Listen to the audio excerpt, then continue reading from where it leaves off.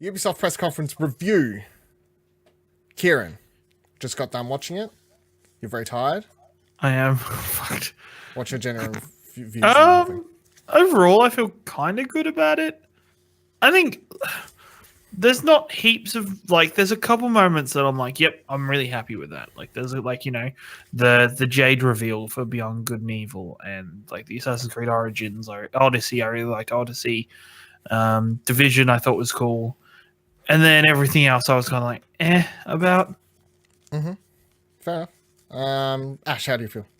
Yeah, similar feelings. I think it was a good showing. Yeah. They showed a lot of gameplay, which we haven't seen from a lot of the other conferences. So. Yeah, I'll give that a lot of actual gameplay game demos footage. and like talking through stuff and what's a lot of the stuff they showed is coming out in the next 3 to 6 months. So yeah, that's another good point. A lot of stuff. The furthest thing that we saw no release date for would be Beyond Good and Evil, which we'll get to in a second. But other than that, everything else was out 2019, out this year. Blah blah blah blah blah. Next week. Next week. Yeah. The crew. Yeah, I feel like it was a pretty good show. There's a couple moments that stand out to me. There's no, not ending on a big bang is always a bit weird, especially if you put your big. My favorite moment of the show was literally the start. I was weird. Maybe they felt like they didn't want to end. Because they wanted to come out and talk about it afterwards. Yeah, they didn't want to end on that. But then at the same time, for me, I think maybe they just suffered from Assassin's Creed Odyssey being leaked. Yeah. If that had been released, hadn't been announced, then that would have been a cooler moment. Yeah. Shree said talking, but didn't seem like a lot of talking, more hyping than showing stuff. Just happy to be there type of deal. Well, yeah, that's literally the description of the Beyond Good and Evil people, I feel like. They're like, our game's fucking ages away, but I hope you're all excited. But I think Beyond, okay, we'll go into before, okay, keep going. Do you want to go into it when we get to it? Okay, fair enough. Yeah. So the first thing we got was Just Dance. Yeah, we did. We got I think there's everything that could be said about that has been said. And moving on. So then they got it out of the way early. They got it out of the way early, which is a good thing. So Beyond Good and Evil 2, they open with a trailer with that straight away. And then it ends with Jade being revealed as the bad guy of this prequel, sequel, weird hybrid game thing, whatever it actually is. Nonetheless, that's currently my biggest surprise, what the fuck moment. The only moment from any conference so far that's legit got me to, what the fuck is going on? So, I mean, it gets major points for that. I really like the first game, so I'm really excited for this. I still don't understand exactly how it all works, since it's like a big shared universe thing, apparently, co-op adventure action game, but it's tied in, but then there'll be characters from the other games. It's a prequel and you're not sure how it fits in the timeline. How do people know each other and that sort of thing. It's very weird. What do you think, Ciaran? I really enjoyed it. I really like the steps they're taking with Beyond Good and Evil 2. They seem very open and very communicative with fans of the series and what's going on. They're constantly providing content and updates, and they've brought in Hit Record, was it? Or Hit Record? Hit Record, Jason Gordon-Levitt. With Jason Gordon-Levitt to start making more content for the games with fans that I thought was pretty cool in a collaborative effort. I like what they're doing with it. I think that helps. Space Monkey program. Yeah, the Space Monkey program. I think that helps with the long wait. Even if it is still a couple years away, it's going to help with the wait that we have these things happening, this communication open with fans. Also, Joseph Gordon-Levitt tweeted out that people will be compensated for their work as well, which they didn't clarify in the... Well... Which is a big Hit Record thing, apparently. Yeah, they didn't clarify that in the thing, but I, as someone who's looked into Hit Record, that, Hit Record, he does pay people for that, so... Yeah. It makes sense, I guess. Ash, what do you think? Yeah, it looks good. I'm not excited. I haven't played the first one, so I don't have an attachment to it. But... Stream it on twitch.tv/Spurgeon. Yeah, maybe. It's on the list. You should do it. It's a good game. You have to play it on PS3, though, I guess. Yeah. They should really probably... I imagine that there's probably on Steam somewhere. It's probably it would be on Steam. I'm pretty sure I have it on Steam. You'd have to install a couple I think I might actually have it on Steam. Yeah. There you Yeah. go. Just uninstall the toolbars and it'll be good. But yeah, I'm really excited for that. That's currently top. Like I haven't thought about it enough, but that trailer is probably one of my favorite trailers of E3 so far, and just the end moment of seeing Jade there is up there favorite moments of E3 so far. So we're off to a good start, and then kind of things fluctuate from here on out for me personally. But so then we get Rainbow Six Siege. They really announced much. They just talked about an esports competition coming up, and then talked about a documentary coming out called Another Mindset. That's all I got. Did I miss anything? That was pretty much it. They talked about the growth of the game and stuff, and it was really just a touch base, because the thing is with Siege is they're always releasing new content. They've only just released 2 new characters and a new map, so it's not like they have anything special to announce. Really, it was just to touch base the game's doing well. Yeah, and have a presence there at the conference. Yep. Anyone have an interest in watching that doco if it's available somewhere that you kind of? Yeah, I'll check it out. Definitely. I'd watch it if I can. Like if it's somewhere I can. If it's YouTube access to or something. Yeah. Yeah. As I said when I was watching it, if you have to install the fucking Uplay on your PC to watch it, no, not happening. And then after that, we got Trials Rising, where dude rode out in a motorbike, fell into something. Okay. Good times. Okay. That was a thing. Polish man. Yep, it's coming February 2019. Doing a closed beta soon. See, I told you the PS Plus was for a reason. Yeah, you're right. I did. Yeah, right. It looks good, and also XCOM 3 announced at the PC show. Maybe it also it's a point with them once again. Ubisoft as a whole seems to be doing some really good communication with their new games. So with bringing in all those, I think they called them the Trials Elite or whatever. Jack Patillo from Jack Patillo from Achievement Hunter. I'd heard he went to Poland recently to actually go look at some Trials stuff, and other Twitch streamers and faces in that community. So they're working with fans really well. Anyway, whatever. Like as I said during the thing, Trials is Trials. Don't really care that much. I will enjoy watching Jack Patillo play the game more than actually playing it myself. So that's how I feel about that. Division 2 trailer. We actually got two new trailers. Yeah. So there was one at the end which was like cut together using stuff from the first, like what we saw yesterday, basically, and then they opened with a completely different trailer with the whole note. Playing thing, and then they walk through what's going to be happening in the game. So we're getting raids coming to this one, which is of course exciting because Destiny has raids and Division did when it was out, and those were the 2 comparisons at the time. And then we're also getting a year-length planned DLC that's going to all be for free. Yep. How do we all feel about what we saw of Destiny? They're also doing class specializations. Class. Once you level up, you can pick a separate class. And did they say at the end of the campaign?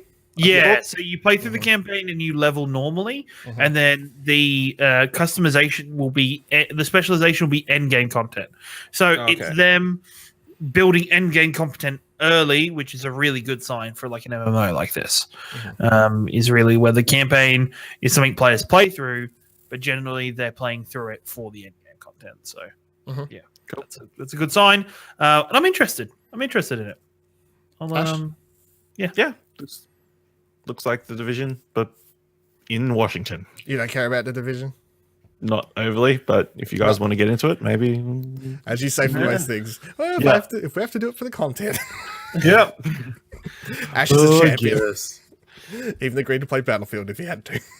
Yeah. Do anything. Someone needs to be cannon fodder. Hashtag anything for views. Then we had a weird rabbit thing. So they came out and started talking about the Donkey Kong expansion that's coming out for Mario Rabbids, which I thought was already out, but it's apparently out soon. I thought it was out. June 26th, I think it said. Close enough. And they played a whole song that went for way too long. And they had awkward technical difficulties, and stage hands apologizing to people for changing how the entrance. That was really awkward. Yep, that's what. Yep. Awkward that whoever was running the Ubisoft show, like, because there is a director for these production type things. We had the mic thing fuck up, and then we had the cameras like come across one another.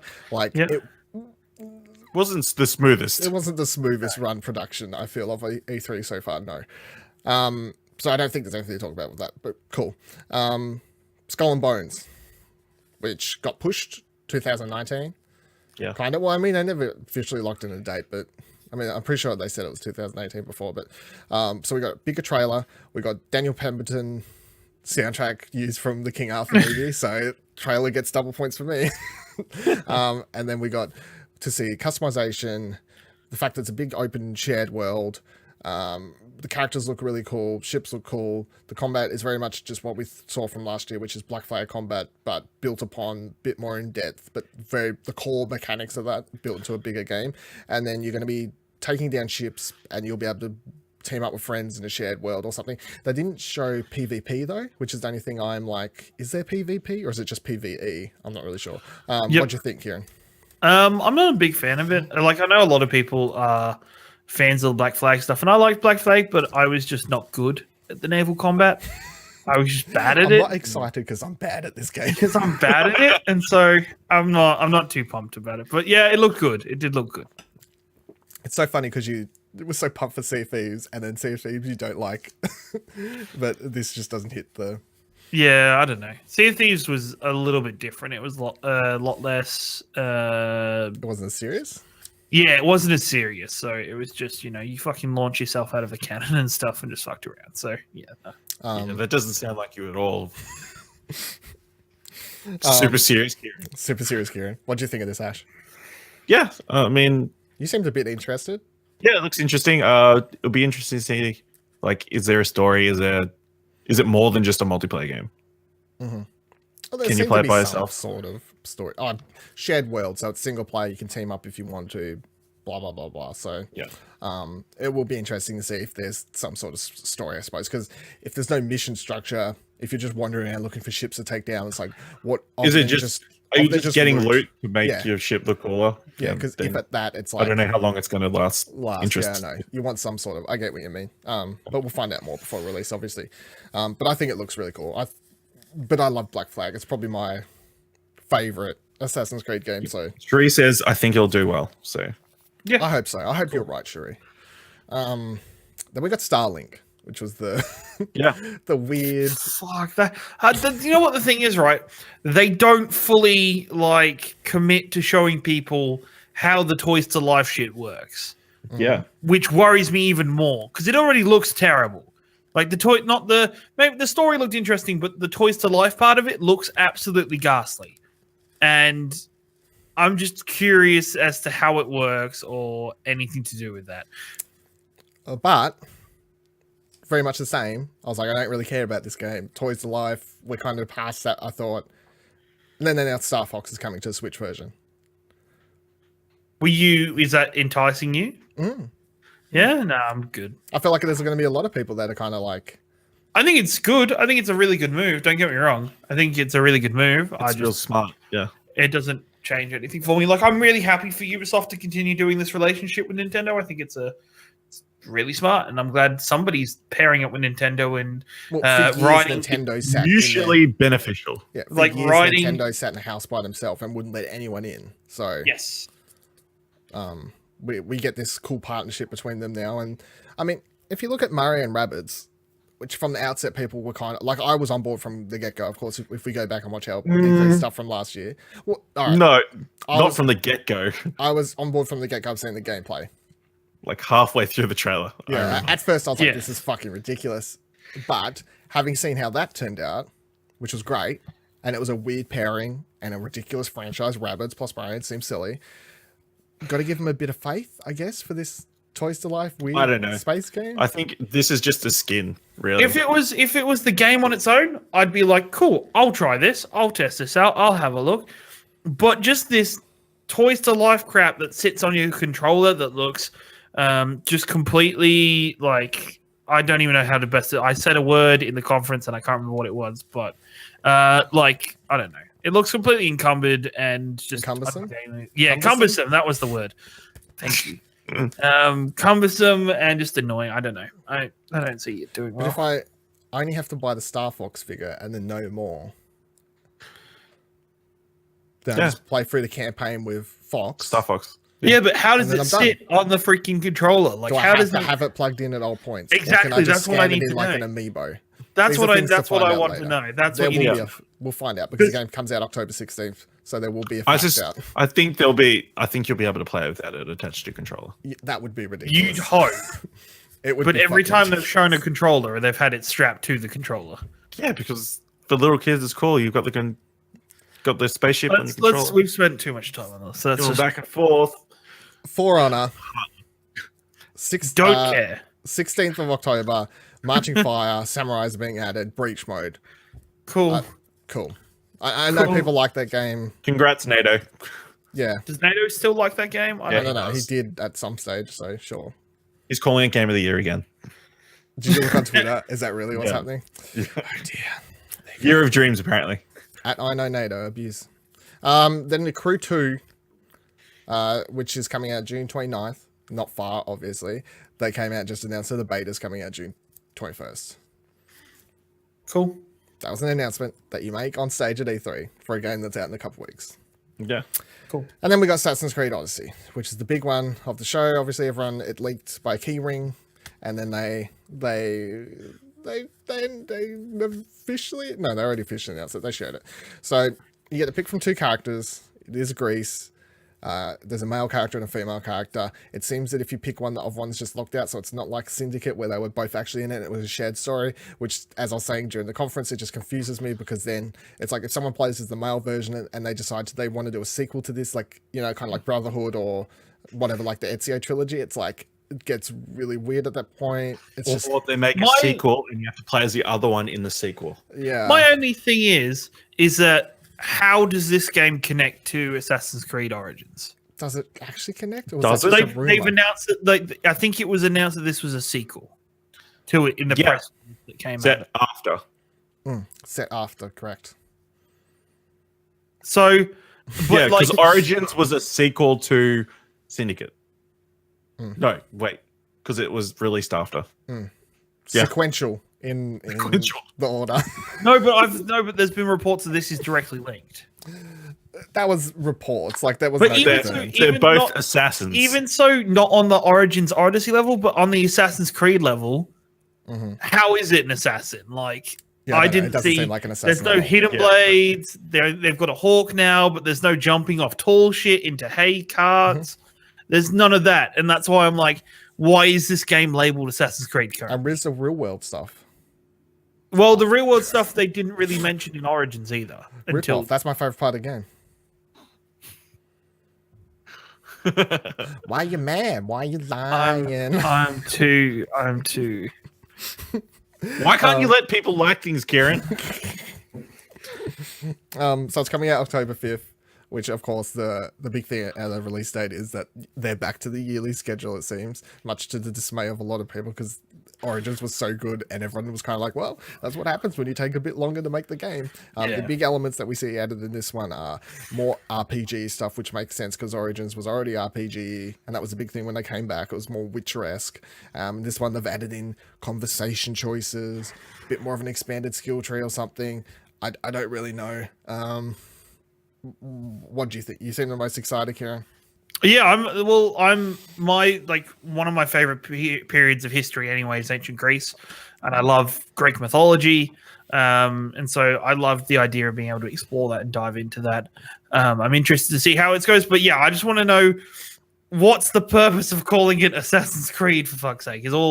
Is my biggest question about it. Like, why could it be a game that was just labeled something else? Could it just be Odyssey? Seems like it.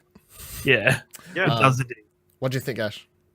Yeah, looks good. Looks fun. I think I mentioned in the reacts, it kind of reminds me of Shadow of Mordor. Yep. Of that kind of combat as well. And it's very similar to the Origins combat. Yeah. The big enemy guys and the quick leveling, I guess. Yeah. That's all from Origins. Yeah. I didn't care for anything I particularly saw, to be honest. Nothing about it excited me. Yeah, it there just was seemed like a average Assassin's Creed game, and adding voice options is not like, oh my god, it's life changing. Like, I haven't played Assassin's Creed for like 5 years, but now I'm fucking excited because it has fucking voice options. I think they just displayed what they were wanting to say poorly.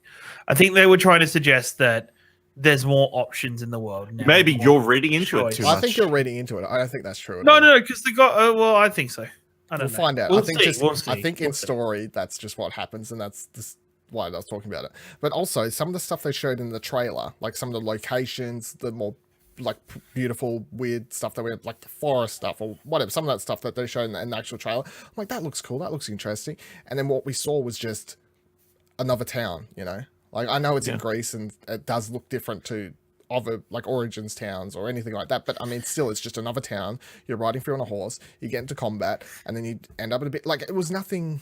There was nothing new to stand out, really, to me, personally. So, am I running out to get this one? No, I don't think so. I'm not I'm not too much on board. Sheree said they just rely too much on Assassin's Creed now.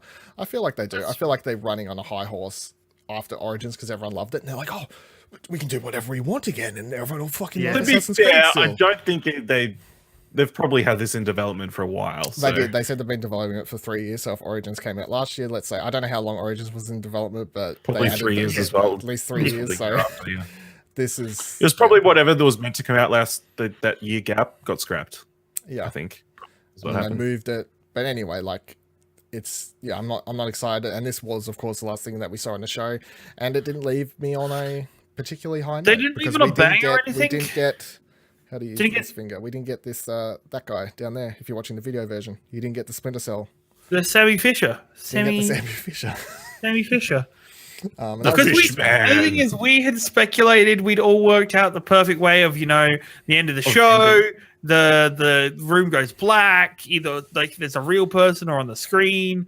There's like a silhouette, and they pull down the goggles. That would have just, even if it was just like a "I'll see you next year" kind of thing, would have been fucking 30-second hyped. teaser trailer. Like would have been hyped.